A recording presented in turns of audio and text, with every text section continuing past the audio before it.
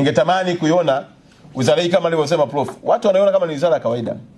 Hii wizara na kuhakikishia ndani ya mwaka mmoja kama Mungu atatupa uhai na kubaki hapa, kila mtu aliyoko kwenye wizara nyingine ikiwemo wizara ya fedha watatamani kuhamia wizara ya habari, michezo na utamaduni. Tunakwenda kubadilisha mpaka namna ya kuvaa. Ukiwa unafanya kazi kwenye wizara hii unavaa vibaya nje ya geti. Kwa sababu watu wote wenye hela wako wizara nini? Matajiri wote wako kwenye hii wizara.